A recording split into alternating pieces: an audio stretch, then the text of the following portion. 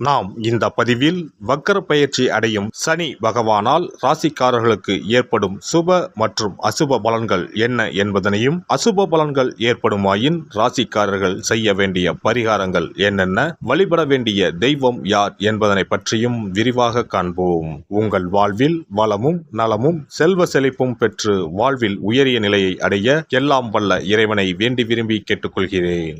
வாழ்க்கையில் கஷ்டங்களை மட்டுமே சந்தித்த சில ராசிக்காரர்களின் வாழ்க்கையில் புது மலர்ச்சியை தரப்போகிறார் சனி பகவான். இந்த பயிற்சியின் போது சில ராசிக்காரர்களை வாழ்க்கையின் உச்சத்திற்கு கொண்டு செல்ல போகிறார். ஒருவர் செய்த கர்ம வினைகளுக்கு ஏற்ப பலாபலன்களை கொடுப்பவர் சனி பகவான். சனி பகவான் மனது வைத்தால் போதும், குப்பையில் இருப்பவர்கள் கூட கோபுரத்திற்கு செல்வார்கள். மன்னராக இருப்பவர்கள் கூட முடி துறந்து நாடு இழந்து நலன் போல அலைய வேண்டியதுதான். சிவனாக இருந்தாலும் யமனாக இருந்தாலும் சனியின் தண்டனையில் இருந்து தப்ப முடியாது. எல்லோருக்கும் ஒரே தீர்ப்புதான். அரசனை ஆண்டியாகவும் ஆண்டியை அரசனாகவும் மாற்றுவார். சனி பகவான் எல்லோருக்கும் கெடுதல் செய்ய மாட்டார். அவரவர் கர்ம வினைகளுக்கு ஏற்ப பலன்களை கொடுப்பவர். சனி பெயர்ச்சியால் யாருக்கெல்லாம் பாதிப்பாக இருந்ததோ அவர்களுக்கு சில நன்மைகள் நடைபெறப் போகிறது.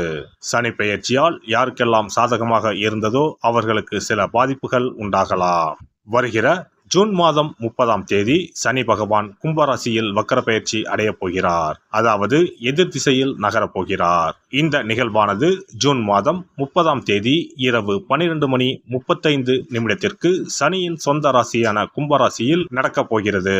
நவம்பர் மாதம் 15ஆம் தேதி வரை சனி கும்பத்தில் வக்ர நிலையில்தான் பயணிப்பார். இப்படிப்பட்ட சூழ்நிலையில் சில ராசிக்காரர்களுக்கு சனி பகவானின் சிறப்பு அருள் கிடைக்கும்.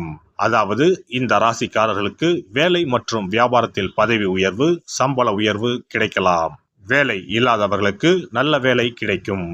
சனி பகவான் தற்பொழுது கும்பராசியில் உள்ள கடைசி நட்சத்திரமான புரட்டாதி நட்சத்திரத்தில் சஞ்சரிக்கிறார். அதன் பின்னர் நவம்பர் 15ஆம் தேதி மீண்டும் நேராக பயணிக்க உள்ளார். இப்படி வக்கர நிலையில் சுமார் 139 நாட்கள் சனி பகவான் பயணிக்க உள்ளார். சனி பகவான் வக்கரமாவதால் அதன் தாக்கம் அனைத்து ராசிகளிலுமே காணப்படும். அதுவும் சில ராசிக்காரர்களுக்கு பொற்காலமாக இருக்கப் போகிறது.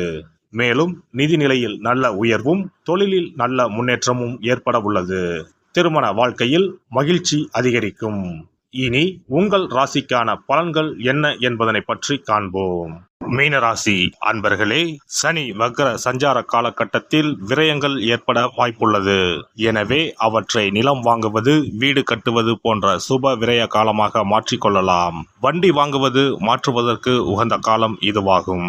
பணவரவு திருப்தியாக இருக்கும். குடும்பத்தில் அமைதி நிலவும். பிரிந்த குடும்பங்கள் ஒன்று சேரும். பிள்ளைகளால் நல்ல பலன்கள் உண்டாகும். மகனுக்கு நல்ல வேலை அமையும். மகளின் திருமண முயற்சிகள் வெற்றியாகும். வியாபாரத்தில் போட்டிகள் இருந்தாலும் லாபம் திருப்திகரமாக இருக்கும். பணியாளர்களை விட்டுப்பிடித்து செல்வது நல்லது. புதிய வியாபார முயற்சிகளை தற்போதைக்கு ஒத்திவைக்கலாம்.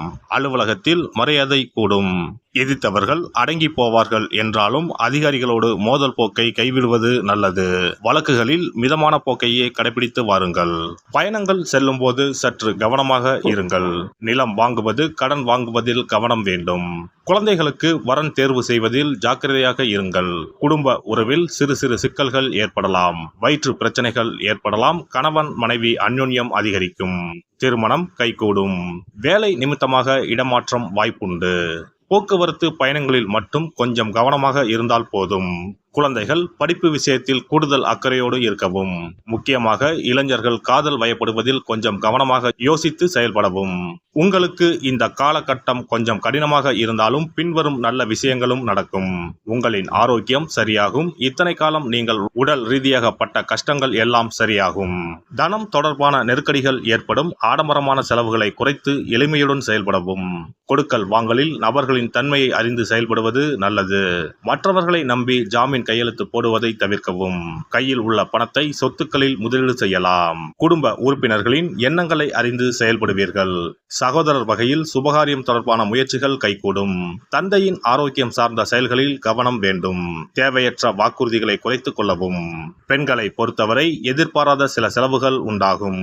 தர்ம காரியத்தில் மனம் லயிக்கும். புதிய சொத்துக்கள் வாங்குவதற்கான முதற்கட்ட பணிகளை மேற்கொள்வீர்கள். நெருக்கமானவர்களின் மூலம் அடிக்கடி எதிர்பாராத சில செலவுகள் உண்டாகும். கேளிக்கைகளில் செலவுகளை குறைத்துக் கொள்ளவும் விலை உயர்ந்த பொருட்களை வாங்கி மகிழ்வீர்கள். குடும்ப ரகசியங்களை எவரிடமும் பகிர்ந்து கொள்ள வேண்டாம். சமூக பணிகளில் மதிப்பும் மரியாதையும் உயரும். நேர்மறை சிந்தனைகளை மேம்படுத்தவும். மாணவர்களை பொறுத்தவரை அடிப்படை கல்வியில் ஏற்ற இறக்கமான சூழ்நிலைகள் உண்டாகும். சிந்தனைகளில் இருந்து வந்த குழப்பமான சூழ்நிலைகள் மறையும். போட்டிகளில் தன்னம்பிக்கையுடன் செயல்பட்டு வெற்றி வாகை சூடுவீர்கள். உடற்பயிற்சி சார்ந்த செயல்களை மேற்கொள்வது ஆரோக்கியத்திற்கு நல்லது. முயற்சியை அதிகப்படுத்துவதன் மூலம் தேர்வுகளில் நல்ல மதிப்பெண்களுடன் வெற்றி பெறுவீர்கள். சனிக்கிழமை தோறும் சனீஸ்வர பகவானை வழிபட இன்னல்கள் குறையும்.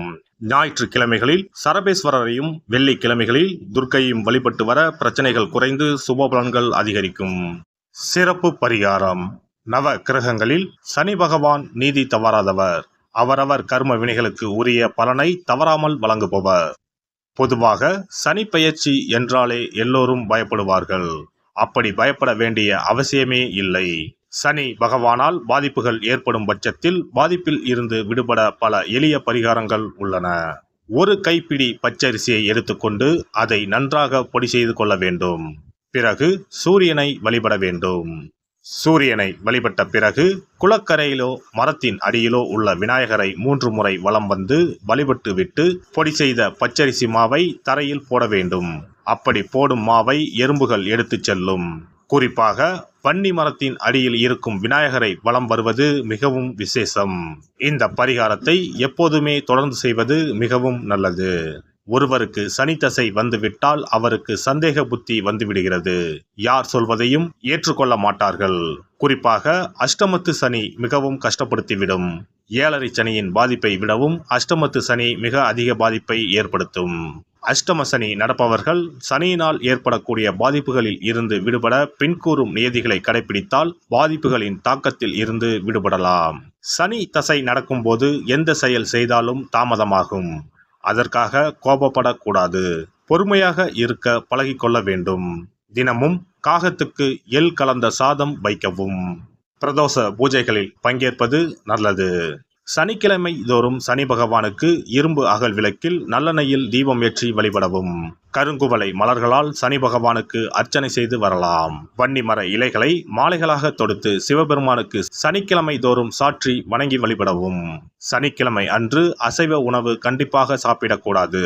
சனிக்கிழமை தோறும் நல்லெண்ணெய் குளியல் செய்தால் கெடுதல் குறையும். விநாயகர் வழிபாடு செய்யலாம். அனுமன் வழிபாடு சனி பகவானின் தொல்லைகளை குறைக்கும். ஞாயிற்றுக்கிழமை மாலை ராகு கால வேளையில் கால பைரவரை வணங்கி வரலாம். தேய்பிறை அஷ்டமி நாளில் கால பைரவரை வணங்கி வருவது நன்மை தரும்.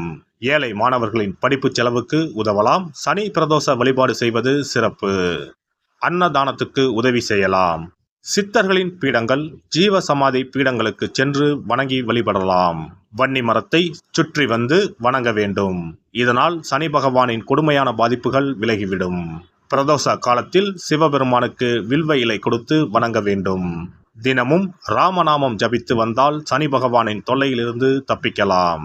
கால்கள் இல்லாமல் நடக்க இயலாதவர்களுக்கு இயன்ற உதவியை செய்யலாம். இந்த வழிமுறைகளை முறையாக கடைபிடித்து சனியினால் ஏற்படக்கூடிய பாதிப்புகளின் தாக்கத்தில் இருந்து விடுபடலாம். எல்லாம் வல்ல இறையருளால் நீங்களும் உங்கள் அன்பு குடும்பமும் உடல் நலம், நீலாயுள், நிறை செல்வம், உயர் புகழ், மெய்ஞானம் ஓங்கி வாழ்க வளமுடன். இந்த வீடியோ பதிவு உங்களுக்கு பிடித்திருந்தால் லைக் பண்ணுங்க, கமெண்ட் பண்ணுங்க, ஷேர் பண்ணுங்க. மறக்காம சப்ஸ்கிரைப் பண்ணுங்க. பக்கத்துல இருக்கிற பெல் பட்டனை கிளிக் பண்ணுங்க. நன்றி, வணக்கம். ஓம் நமச்சிவாய. சிவாய நம.